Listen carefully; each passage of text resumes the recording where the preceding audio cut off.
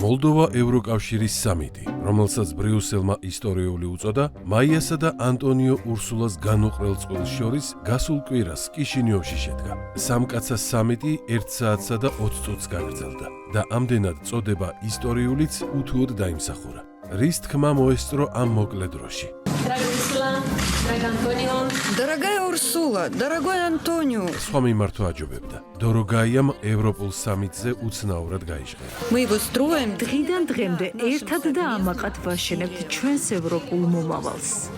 და პასუხიც უცნაური იყო, თუმცა იმავდროულად ისტორიული. Everything that makes you proud. ყველაფერი, რაც თქვენ გეამაყებათ, ჩვენთვისაც საამაყოა. მიარიცა, გოლუბცები და ასევე მოლდოვური ღვინო. რასიზამ, სხვა ბევრი საამაყო მართლაც არაფერია მოლდოვაში. თუმცა ურსულას რომ ვკითხო, კანდიდატებს შორის ის მაინც ლიდერია და საქართველოსაც წინ არის. სინამდვილეში კი ვინ სად არის. მსოფლიო ბანკის მონაცემებით მოლდოვას ეკონომიკა 18 მილიარდი დოლარია, საქართველოზე 2-ჯერ ნაკლები და 10-ჯერ ნაკლები აქვს ზრდის ტემპი. სამაგიეროდ 2-ჯერ და მეტად მაღალია მოლდოვაში ინფლაცია და ლამის 2-ჯერ ნაკლები ერთ სულ მოსახლეზე ეკონომიკის წილი.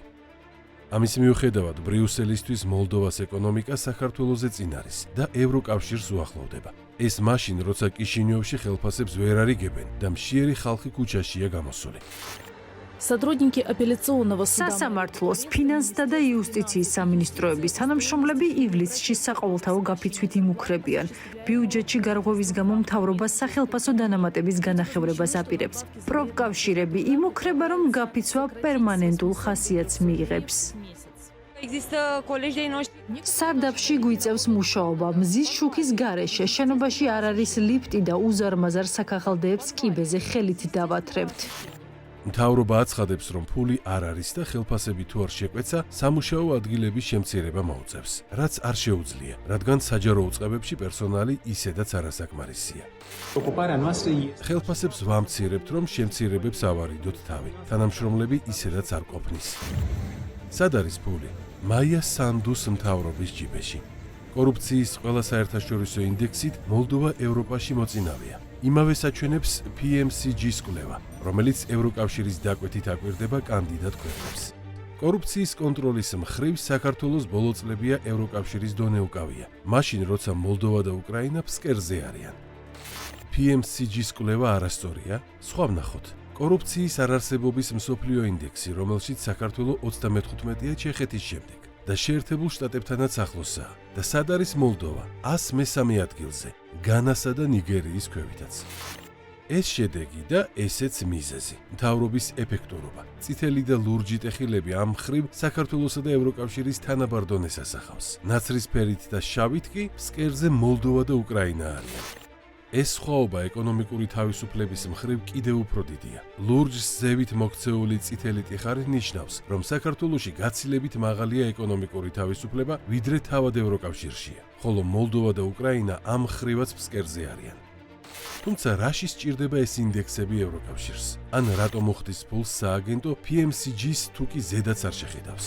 სხვა რადასკვნის გაკეთება შეიძლება თუ არა ის, რომ ეს არის მხოლოდ და მხოლოდ მიკერძოებული მიდგომა საქართველოს მიმართ, ანუ სადამსჯელო ღონისძიება საქართველოს მიმართ, იმის გამო, რომ მან არ შეასრულა ისეთი დავალება დასავლეთიდან მომდინარე ისეთი დავალება, რომელიც ჩვენ ქვეყანას ემუქრებოდა განადგურებით. ეს იყო შანტაჟის მექანიზმი საქართველოსთან მიმართებით.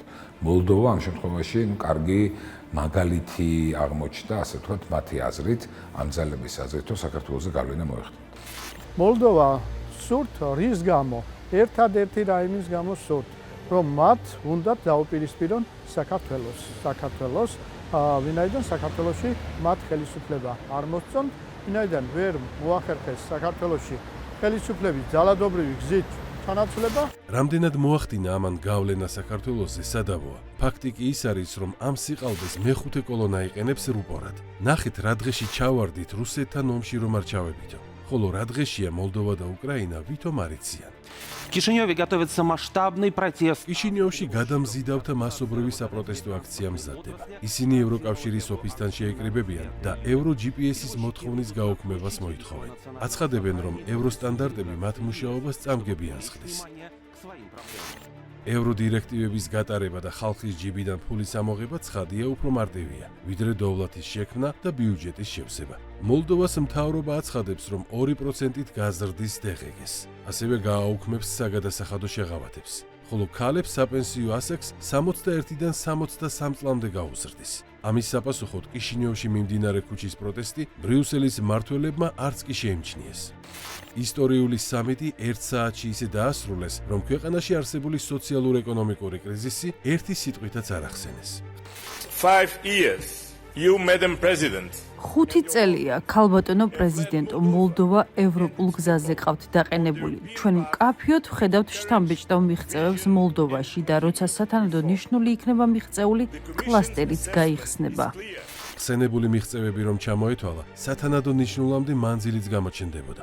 თუმცა რა ფარსით სამეტი იყო, იგივე იყო პრესკონფერენციაც. 8 months ago, the 8 თვის წინ მოლდოველმა ხალხმა მისი ევროპული მომავალი კონსტიტუციაში ამოტვიფრა. ძვირფასო მაია, ჩვენ ვხედავთ წარმატებებს ევროკავშირის გზაზე და გაგიხსნით კლასტერს. 8 თვის წინ ძალიან სადავო რეფერენდუმზე, სადაც მომხრეებსა და მოწინააღმდეგეებს შორის სხვაობა 1%-ის მეათედი იყო, რუმინეთმა თავის სტრატეგიად ევროკავშირის წევრობა გამოაცხადა. 50,6%-მა ევროპულ გზაზე შეკითხვას დადებითი პასუხი გასცა, დანარჩენმა კი უარყოფითი. ანუ სასწორი სულ რამდენიმე ასეულმა ხმამ გადაწონა. რეფერენდუმის ღამეს ევროპას მოლდოველი ხალხისგან უარი ჰქონდა მიღებული. თუმცა მეორე დილით ითქვა, რომ კომისიაში ემიგრანტთა დამატებითი ხმები შევიდა და შედეგი შეიცვალა. შესაბამისად, ისინი, ვინც მოლდოვაში ცხოვრობენ, ევროპას ცალსახად უარს ეუბნებიან და ძალით ეკაჩებიან. საქართველოს კი, სადაც მოსახლეობის უმრავლესობა ევროპას ემხრობა და სხვა პარამეტრებითაც ევროპასთან ახლოსაა, ხელს კრავენ. ევროკომისიის დასკვნებში არის ასახული მოლდოვას შეფასება და საქართველოს შეფასება, როგორც სადადედამიწა, ისე განსხვავდება. გამომდინარე აქედან, რა თქმა უნდა, ეს ცალსახად გვეუბნება, რომ არის პოლიტიკურად მოტივირებული დამოკიდებულება მოლდოვას მიმართ და პოლიტიკურად მოტივირებული უარყოფითი დამოკიდებულება საქართველოს მიმართ. რა არის ასეთი პოლიტიკის მიზანი? ცხადია ქართული ოცნებისადმი ხალხის დაპირისპირება და NGO-ების კოორდინაციით ამბოხის აგორება, რომ როგორმე ბრიუსელის მარიონეტი ნაცმოძრაობა დაბრუნდეს სათავეში. თუმცა შედეგი საწინააღმდეგოა. ეხლა დარჩენიათ ერთადერთი რამ, რომ საქართველოს მოსახლეობა თითქოს და უნდა აუბრუნდონ საკუთარ ხელისუფლებას, რასაც ვერანაირად ვერ მოესწრებიან. ვინაიდან ქართველი ხალხი მიხვდა იმ ვოინებს, რასაც ეს ევრობიუროკრატია აკეთებს ქართველი ხალხის მიმართ. ევრობარომეტრი არის ასეთი საზომი ერთგვარი, რომელმაც ნახა, რომ საკმაოდ მაღალია ევროკავშირთან მიმართებით ნდობის დაკარგვის პროცენტი საქართველოში. რაც არის სამწუხარო მოვლენა, მაგრამ ამ სამწუხარო მოვლენას თავისი საფუძველი და მიზეზი გააჩნია და ეს მიზეზი საქართველოს ნამდვილად არ არის. საქართველოს ერთადერთი მიზნით სურდა ევროპისკენ სულა, იმიტომ რომ იქ ის ხელოდა სწორედ დემოკრატიული ღირებულებებისადმი პატივისცემას და მხარდაჭერას და თუ ჩვენ დავინახავთ, რომ ეს მხარდაჭერა და ეს მიდგომები ევროპაში უკვე აღარ არსებობს, ბუნებრივია ქართული ხალხის ლტოლვაც ამის პარალელურად იქნება შემცირებული. ჩვენ ესეთ კავშირში ერთხელ ძალით ვიყავით და გვინდა არა იგივე სახეცვლილ კავშირში დაბრუნება, არამედ თავისუფალ და დემოკრატიულ ერთა კავშირში დაბრუნება. ამიტომ ეს ჩვენი პოზიცია არის ყველაზე უფრო პროევროპული პოზიცია ამ შემთხვევაში. არანაირი ევროპას სუვერენიტეტის დაკარგვა არ გვიღირს. ამის თქმას აპირებდნენ მოლდოველი აქტივისტები ურსულა ფონ დერ ლაიენისთვის. თუმცა შესაბამისი ბანერების აწყობის საშუალება პოლიციამ არ მისცა. Зачем вы это делаете? რატომ აკეთებთ ამას? რატომ მაკავებთ?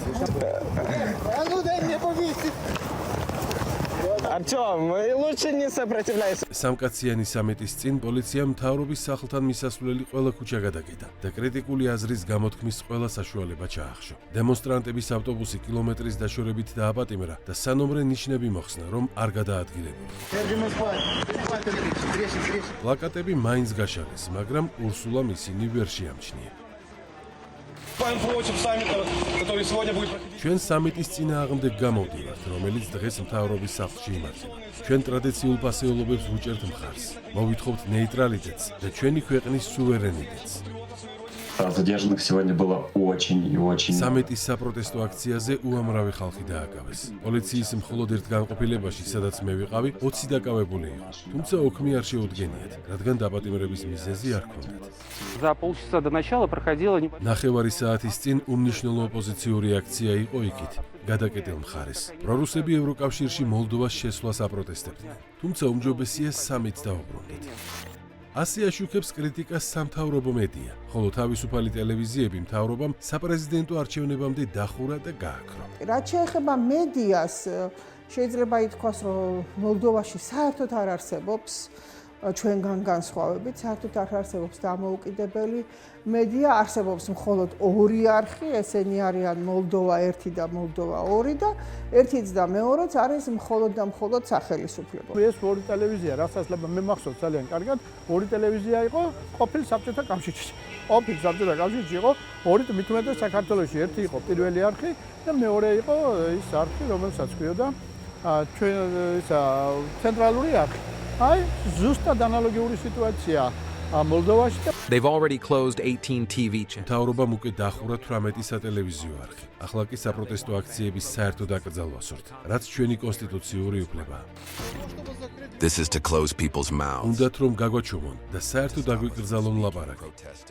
პროცესი 6 რუსულენოვანი ტელევიზიისთვის ლიცენზიის ჩამორთმევით დაიწყო. ქვეყანაში, სადაც თითქმის ნახევარი რუსულად საუბრობს. შემდეგ სხვა მედია საშუალებებიც მიაყოლეს. რუსეთის პროპაგანდისტები ხართო.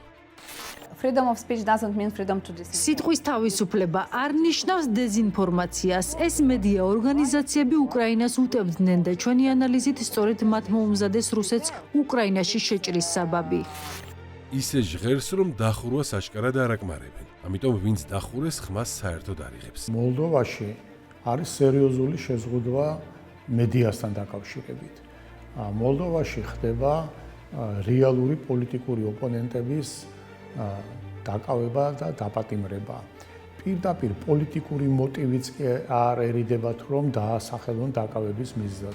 დახურეს ტელეარხი GRT გაგაუზიაშიც, რომელიც სამენაზე, რუსულად, გაგაუზიურად და მოლდოვურად მაუწყებლობდა. მიზეზი არც კი დაუსახელებიათ.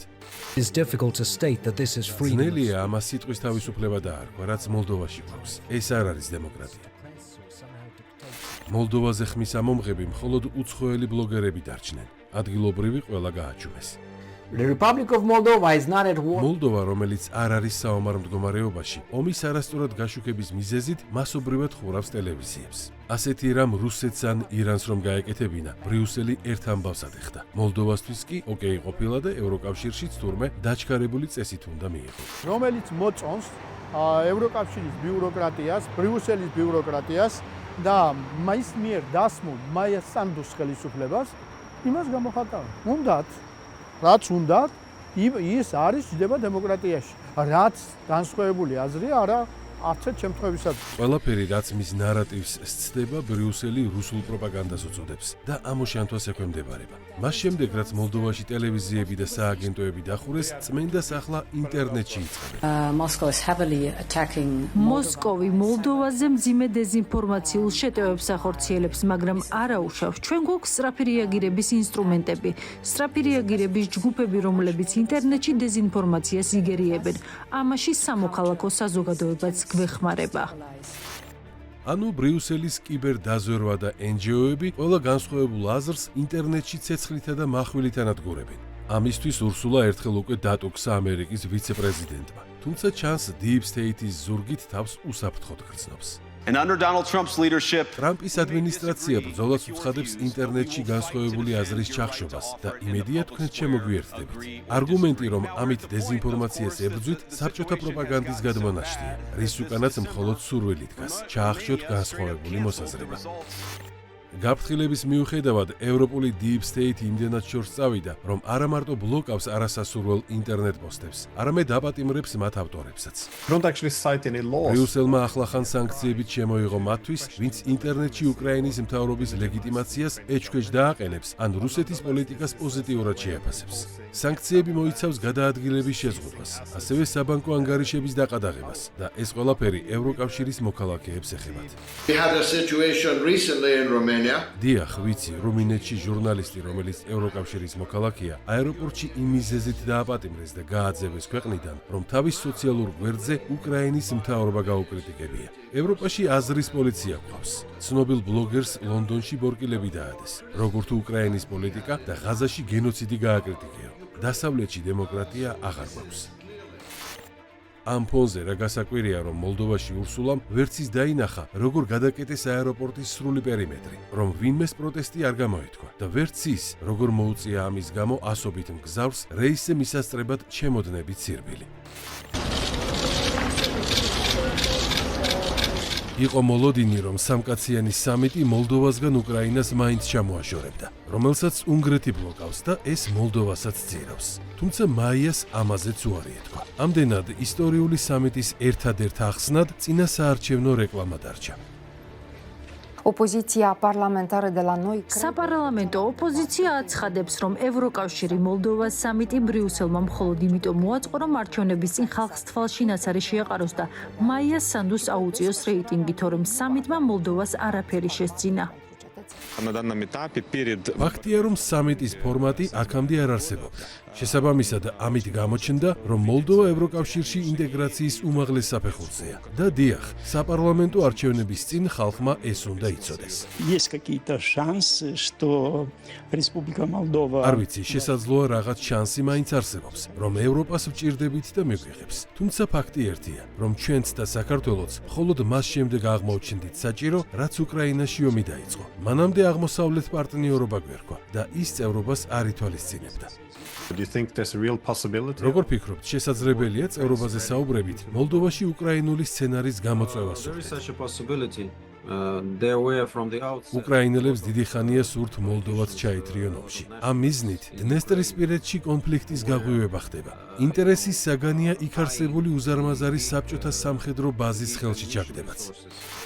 ნებისმიერი სცენარისთვის ბრიუსელს მაიას სანდუ სჭირდება. თან ისე, რომ მოლდოვას წევრობა და ქვეყნის ფინანსური პრობლემები მას არ დააწვეს. სამკაციანი სამიტით სწორედ ამას ემსახურებოდა. მაიას პოლიტიკური წონის გაზრდას, რომელიც არჩევნებმაც აჩვენა, ძალიან მყიფეა. თვითონ მოლდოვას მოსახლეობამ აირჩია სხვა კანდიდატი და მერე დაემატა გარე, ასე ვთქვათ, ერთგვარი ემიგრაციის ხმები, რომლის მეშვეობითაც მოხდა არსებული პრეზიდენტის ხელახლა არჩევა წინასწარ შედეგებზე იყო საუბარი, როდესაც ევროკავშირმა და ევროკავშირის ლიდერმა ურსულა ფონ დერ ლაიენმა საჯაროდ გამოაცხადა მაია სანდუ პრეზიდენტად. ანუ არც კი დაელოდა ოფიციალური მონაცემების გამოქვეყნებას. მაია სანდუს მეორე ტური დასჭირდა და იქაც ემიგრაციის ხმებმა ბეწვი გადაარჩინა. თუმცა თავის დასაზღვევად ბრიუსელი რუმინულ სცენარსაც ამზადებდა. ანუ რუსეთის ჩარევის მოტივით არჩევნების შედეგების სასამართლოში გაუქმება. თვეების განმავლობაში აყვირებდნენ NGO-ებს. რუსეთის ჩარევას ხედავთ, ხმებს ყიდულობსო. თუმცა რაიმე ფაქტი არავის უნახავს და სასამართლოც მზადყოფნაში იყო. Поворотным моментом стала поправка. კანონი ისე შეგვაცვლევინეს, რომ სასამართლოც და პროკურატურაც მთავრობის კონტროლის ქვეშ აღმოჩნდა და სწორედ ამიტომ დავტოვე პარლამენტის იურიდიული კომისია. ოლესია მაიას თანაგუნდელი იყო. თუმცა სასამართლოსა და პროკურატურაზე თავს მოხვეულმა ვეტინგმა დაანახა, რომ მართვის სადავეებს ხელში ბრიუსელი იგდებდა. ანუ ის, რაც ქართულმა ოცნებამ საქართველოში დაბლოკა, ბრიუსელმა მოლდოვაში მაიას დახმარებით მოახერხა. შედეგად კი წევრობაზე მოლაპარაკება გაუხსნა. თუმცა მივა თუ არა პროცესი ფინალამდე საეჭვოა. მე არ მგონია, რომ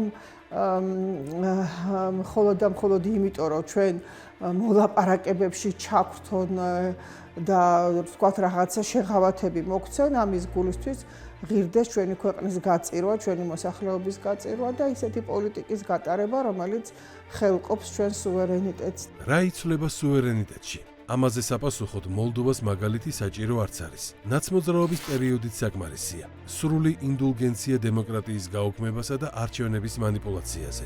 ის რაც დღეს მოლდოვაშია. პრეზიდენტის არჩევნები მაგალითად პრაქტიკულად ქვეყნის ფარგლებს გარედან მოხდა, ჩვენთვის როგორც არის ცნობილი, პრეზიდენტის დღევანდელი მოქმედი პრეზიდენტის მხარდაჭერა იმ სახის ჩატარებული არჩევნებით, სადაც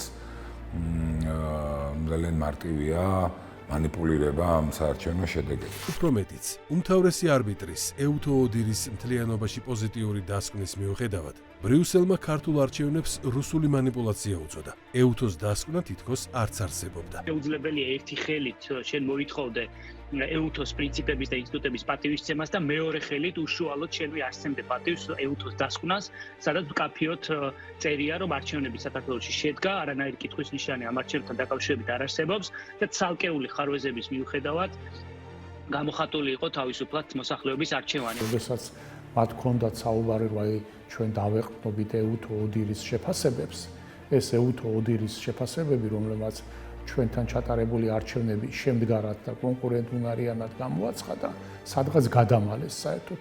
თითქოს არც დაწერილა და არც განცხადებულა ეს დასკვნა და დაიწყეს, ასე ვთქვათ, სპეკულაცია.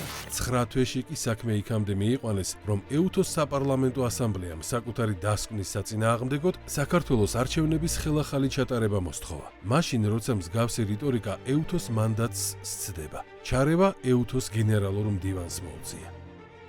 გენერალურ მდივანს მოუწია პირდაპირ განცხადება ასამბლეაზე, რომ არჩევნები ჩატარდა და რომ მოსახლეობის ნება ასახულია ამ შედეგში. ასევე წერტილი დაუსვა ბრიუსელის საქართველოში მოქმედი ზოგიერთი ელჩის მცდელობებს, რომ ძირი გამოუთხარონ ქართულ დემოკრატიას.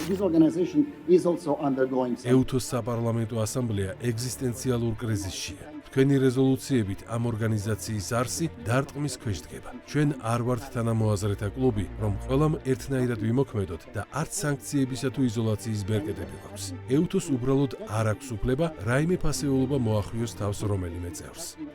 რაში დასჭირდა გენერალურ მდივანს ამის თქმა? იმიტომ რომ ეუთოს ასამბლეამ ბრიუსელის რეზოლუცია გადააკოპირა. პოლიტპატიმრების გაშვება და ახალი საპარლამენტო არჩევნები მოსთხოვა საქართველოს, რითაც სასამართლოც ჩაანაცვლა და ეუთო ოდერის საარჩევნო დასკვნაც სანაგვეზე მოისროლა. ეუთოს სადამკვირვებლო მისიის მთლიანობაში პოზიტიური დასკვნის მიუხედავად ხელახალი არჩევნების მოწოდება ძირს უთხრის ევროუშიშროებისადმი ნდობას. ეს რადიკალური ოპოზიციური ძალების რიტორიკაა. ვითხოვთ პატივისცეთ ეუთოს დასკვნას და საქართველოს სუვერენიტეტს. ეუთო ოდერის დასკვნას მუდმივად პატივისცემდა ასამბლეის პრეზიდენტი პია კაუმა. მათ შორის Deep State-ის მიერ ქართულ არჩევნებზე შეტევის პიქსეც, როგორც ირკვევა პირადი მსხვერპლის ფასად. პია, გმადლობ, რომ ყოველთვის პირადი მაგალითით გამოხატავდი ასამბლეის არსს, რაც ქვეყნების თანასწორობას გულისხმობს. ვიცი, რომ ამის გამო მძიმე წნეხის ქვეშ გიწევდა მუშაობა და საკუთარ სახლში, ფინეთში, პოლიტიკური ფასის გადახდაც მოგიწია. ასამბლეის არსი საქართველოში მან ეუთო ოდერის სადამკვირვებლო ჯგუფთან ერთად გამოხატა. ეს იყო კონკურენტული არჩევნები, თუმცა იყო შენიშვნები, რაც აჩვენებს, რომ არის გაუმჯობესების პოტენციალი. ანუ არჩევნები იყო კონკურენტული, შეგიძლიათ ისიც გითხრათ, იყო თუ არა თავისუფალი და სამართლიანი. ჩვენ ასეთ ტერმინებს არ ვიყენებთ.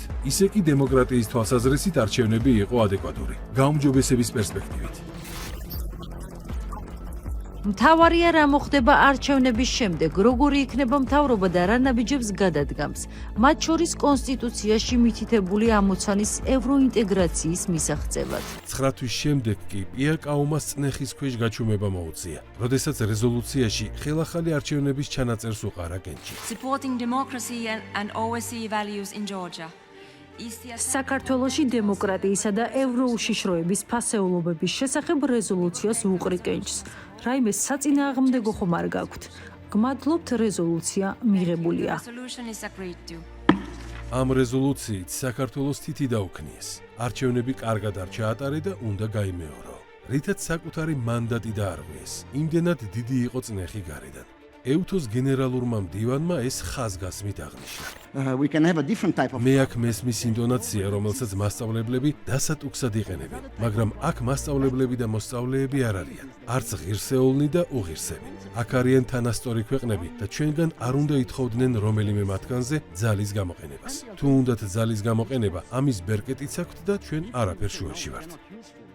ეგზისტენციალური კრიზისი უწოდა ეუთოს გენერალურმა მდივანმა იმას, რასაც ბრიუსელი აკეთებს საქართველოს წინააღმდეგ და ყველა სხვა ევროპულ სტრუქტურასაც იმავე საიძულებს. ჩვენ საუბრობთ კანონის უზენაესობაზე და სად არის აქ კანონი, როდესაც ისინი პირდაპირ ცდილობენ საქართველოს უმრავლესობის მიერ არჩეული ხელისუფლების დამხობას და ამისთვის ხელს უწყობენ აქ არსებულ მათ საკუთარ აგენტურას, როგორც პოლიტიკურ სპექტრში, ისე სამოქალაქო საზოგადოებაში, არასამთავრობო ორგანიზაციების სპექტრში და ასევე მედიებში, რომელსაც თვითონ აკონტროლებენ.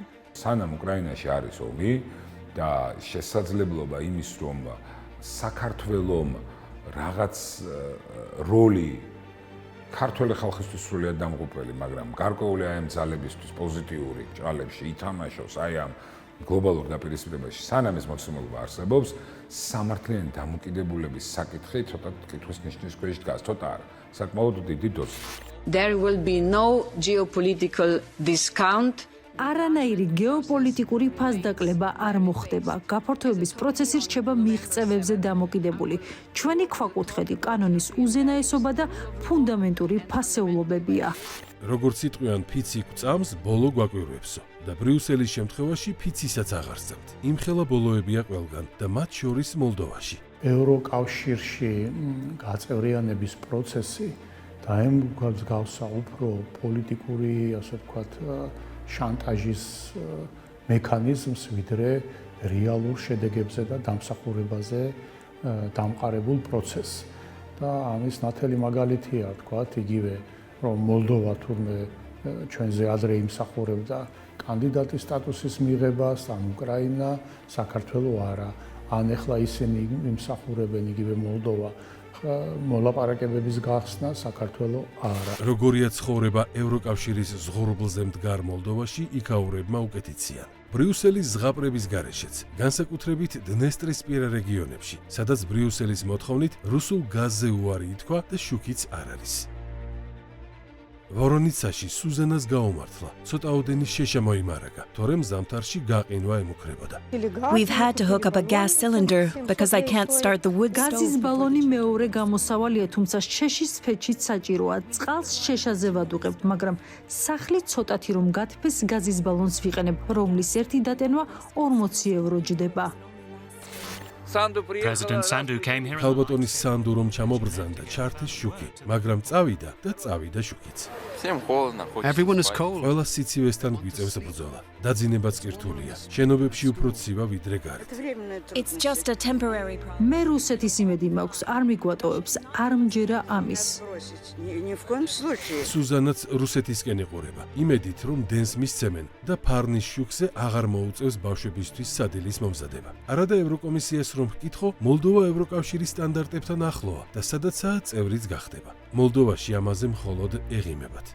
Конечно, это было бы хорошо, чтобы это была история. წევრობა, რა თქმა უნდა, კლავად შორეული მომავლის საკითხად აღიქმება და მმართველი პარტიის გარდა პოლიტიკაში ყველა რუსეთზეა ორიენტირებული. საერთოდ არც აინტერესებთ ევროკავშირი.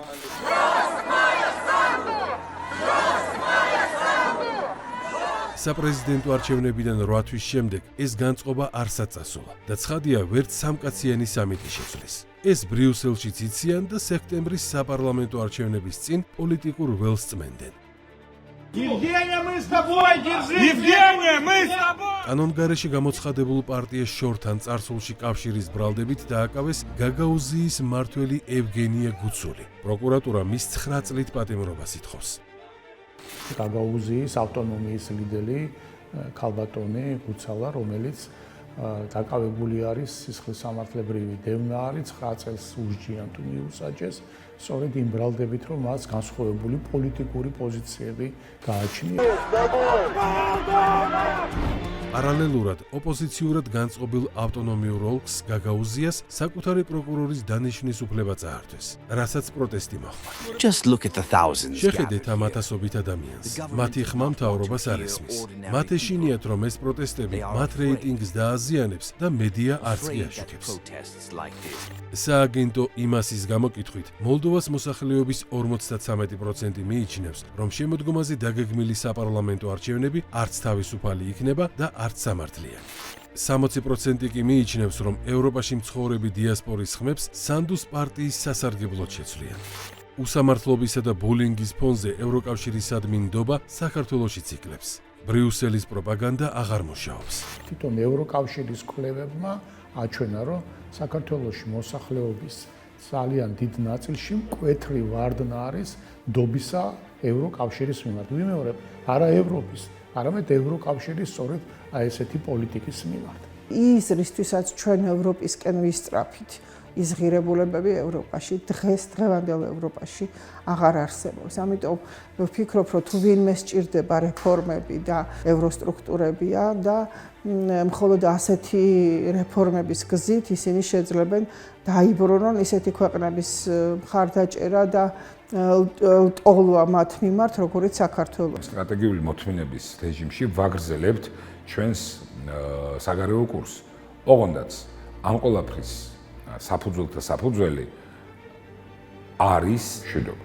მშვიდობის გარეშე საქართველოში ვერაფერი კარგი ვერ იქნება და ეს ყველა ძალიან კარგად ვიცით. სწორედ მშვიდობის დამსახურება ის ეკონომიკური წინსვლა, რადგან პრემიერმა ყოველწლიური ანგარიშის მოხსენების დროს საქართველოს პარლამენტს წარუდგინა. ევროკავშირში გაწევრიანების პროცესი საქართველომ 2028 წლამდე შეაჩერა იმედით, რომ უმოქმედო სტატუსი ბრიუსელის აგრესიას ნაკლებად ეფექტურს გახდეს. მშვიდობიან გარემოში კი ევროპული სტანდარტების მიღწევასაც უკეთ შეძლებს. შესაბამისად, 2028-ში, როდესაც ევროპის კარი უნდა გაიხსნას, საქართველო ყველა კანდიდატზე ისევ წინ იდგება. შემდეგ კი ისევ ბრიუსელზე იქნება, აირჩევს დემოკრატიასა და საქართველოს თუ ისევ deep state-სა და უსამართლობას.